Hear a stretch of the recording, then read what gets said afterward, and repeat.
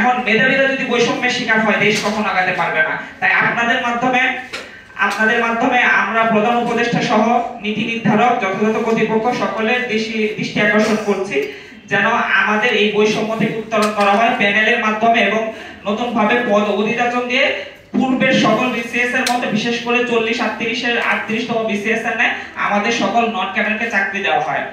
মেধাবীরা হেরে গেলে হেরে যাবে দেশ।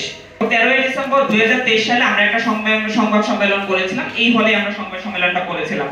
তো আমরা কিন্তু বরাবরই নন ক্যাডার থেকে যখন বঞ্চিত হয়েছি তখন থেকে আমরা বৈষম্যের বিরুদ্ধে আওয়াজ তুলেছি, কিন্তু আসলে আমাদের আওয়াজটা আমরা ওইভাবে প্রকাশ করতে পারিনি। তো এখন যেহেতু সময় এসেছে বৈষম্যের বিরুদ্ধে কথা বলার, আমরা তখন থেকে শুরু করে এখন পর্যন্ত পিএসসি এবং জনপ্রশাসনে রেগুলার যোগাযোগ রেখেছি। আমরা প্রতিনিয়ত যাচ্ছি ওনাদের কাছে, কিন্তু আসলে আমরা আশাজনক কোনো ফলাফল পাচ্ছি না।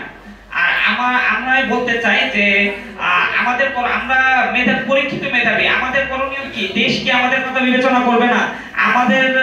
তারা মেধার স্বীকৃতি দিয়ে আমাদের কি তারা বেকার রাখবে? মেধাবীরা যদি বৈষম্যের শিকার হয় তাহলে দেশের প্রতিটি স্তরে স্তরে বৈষম্য ছড়িয়ে পড়বে। আর এটা হচ্ছে যে বিধি অনুসারে বা নন ক্যাডার বিধিমালা 2023 যেটা সর্বশেষ হয় সেই অনুসারে আমাদের প্যানেল করে নিয়োগ দেওয়ার মাধ্যমে কোনো বাধা নাই।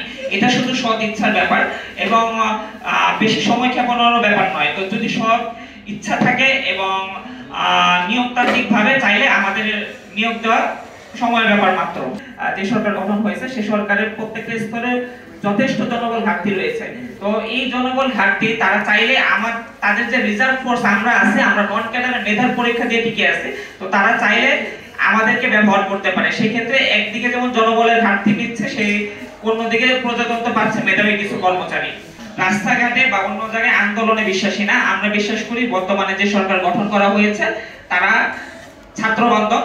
সুতরাং আমরা চাই আমরা কোনো বিশৃঙ্খলা না করে আমাদের দাবিগুলো আপনাদের মাধ্যমে প্রধান উপদেষ্টা পর্যন্ত পৌঁছে দিতে। আমাদের দ্বারা যেন কোনো মানুষের বা কোথাও যেন বিশৃঙ্খলা তৈরি না হয় সেজন্যই আমরা কোনো আন্দোলন বা জনসমাগমে চাইনি। আমরা আপনাদের মাধ্যমে প্রধান উপদেষ্টার দৃষ্টি আকর্ষণ করছি এবং আমরা যথাযথ কর্তৃপক্ষের নিকট স্মারকলিপি এবং আবেদনপত্র দিয়েছি। সিএস নন ক্যাডারে যারা লিস্টেড তাদেরকে একটা ন্যূনতম একটা চাকরির ব্যবস্থা করা হোক এবং সেইখানে যেন যখন চাকরির ব্যবস্থাটা করা হবে তখন যেন সেই নিয়োগে কোনো চয়েস লিস্ট বা যে সিস্টেমটা করা হবে সেই সিস্টেমে যেন পূর্বের ন্যায় কোনো স্বজন বৃত্তি না করা হয়। এটাই মেধার ভিত্তিতে আমরা এখনো চাচ্ছি মেধার ভিত্তিতে নন ক্যাডারে মেধার ভিত্তিতে প্যানেলের মাধ্যমে নিয়োগ হোক।